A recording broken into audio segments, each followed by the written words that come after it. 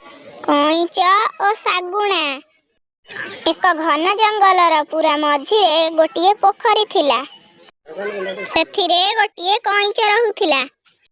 तार उड़ीबार बहुत शौक थिला। से सबु बेले भाबुथिला से किपरि आकाश रे उड़ीबो। सेही जंगल बड़ा सुंदर थिला। सेठी भिन्न भिन्न प्रकारर पक्षी आकाश रे उड़ीबाकू देखा जायंती। सेमानंको जेबे शोष लागुथिला से पोखरी को आसी पानी पिउथिले। और कईच पोखरी रे थाई एहा सबु देखुथिला। कईच सही पक्षी मानंको देखि देखि तार मध्य आकाश रे उड़ीबार स्वप्न हैला। देखंतु सही पक्षी माने आकाश रे उड़ीबार केते सुंदर देखा जाउछंती। सेठी जेतेबेले पक्षी माने चाहिबे मेघ सहित मध्य खेली परिबे। कईच विचलित होई पड़िला। से उड़ीबो त किपरि उड़ीबो। तार दिन को दिन एही इच्छा प्रबल होई पड़िला। तेणु से गोटे उपाय पांचिला। से शागुणा सह एई विषय रे कथा हेबा पई गला जे कि गछ उपरे बसिथिला। शागुणा भाई आरे कईच तुमे एठी हो कुह कथा कौन। आज पोखरी रो बाहरिबा पई तुमर किपरि मन है।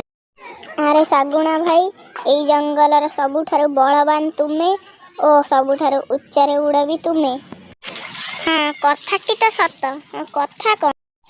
उड़ीबा को बहुत इच्छुक।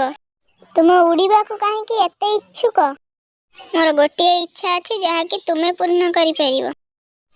हौ मु तुमर इच्छा पूर्ण करबा पई प्राण प्राण चेष्टा करिबी। मु चाहूची मु आकाश रे उड़ीबी पक्षी मानंक परि सारा दुनिया को उच्चरु देखिबी। हेले एहा किपरि होई परिबो।